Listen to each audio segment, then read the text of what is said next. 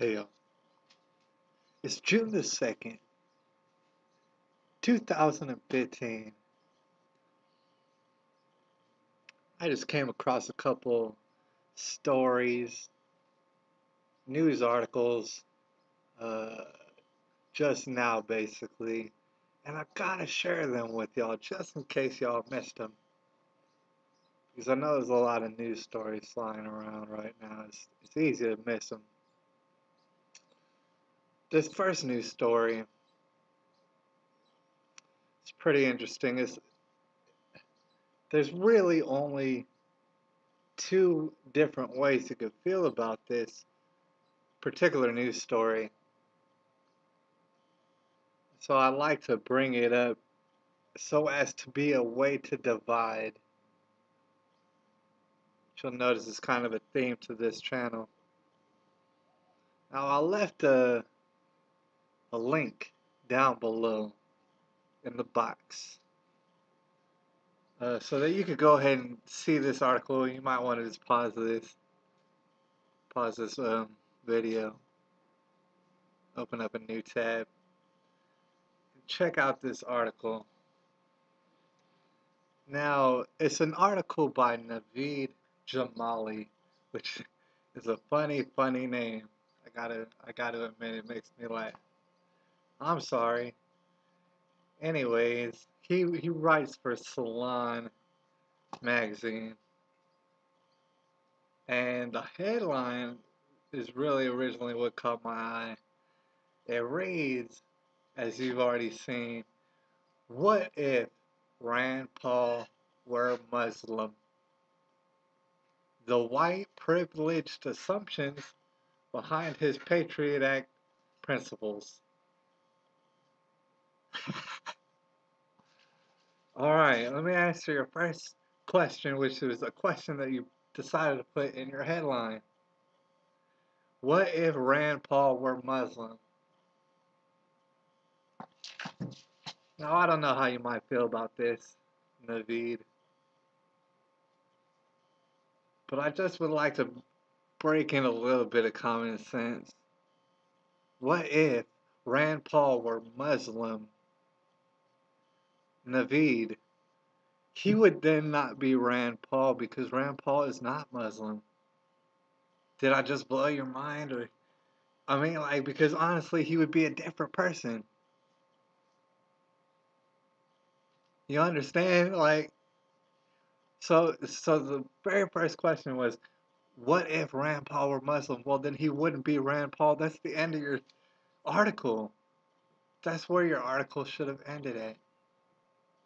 It's kind of funny that you began it that way. And then you go on to say the white privilege assumptions behind his Patriot Act principles. Now, I don't know all of Rand Paul's history.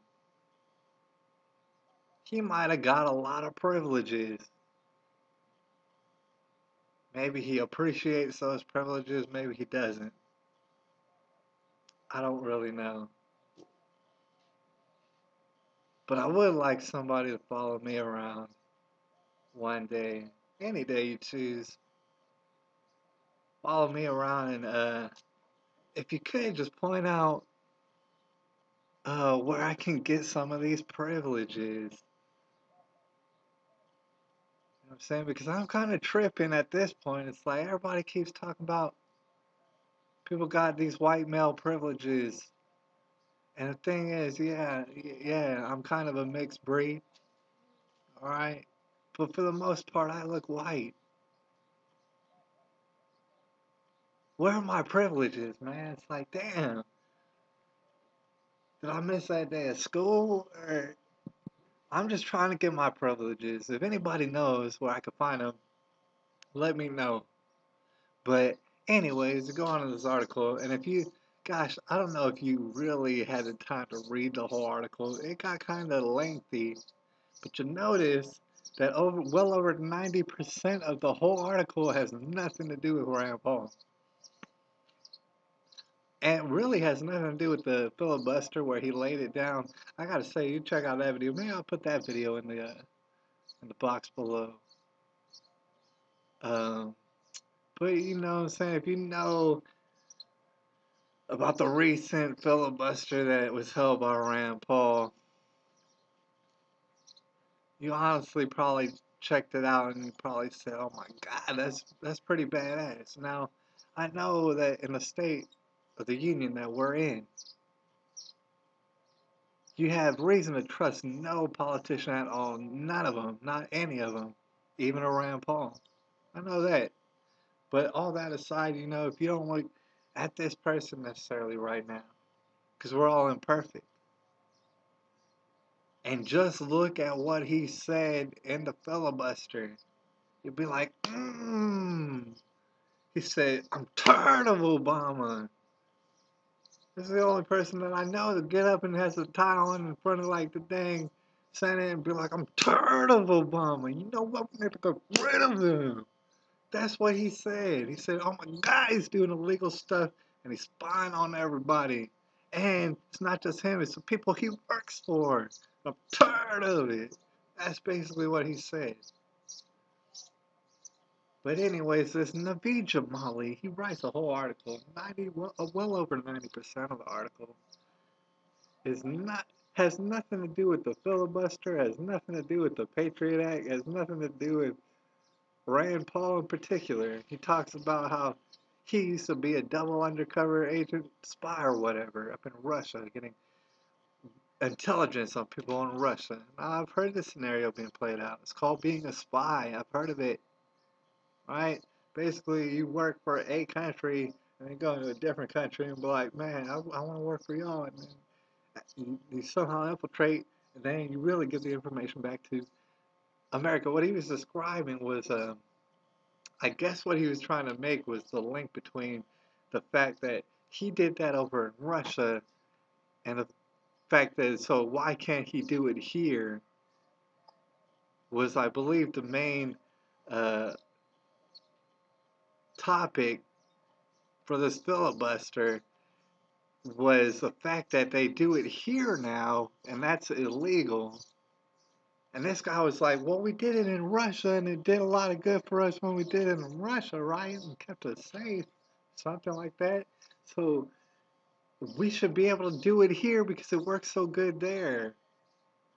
I guess was his reasoning.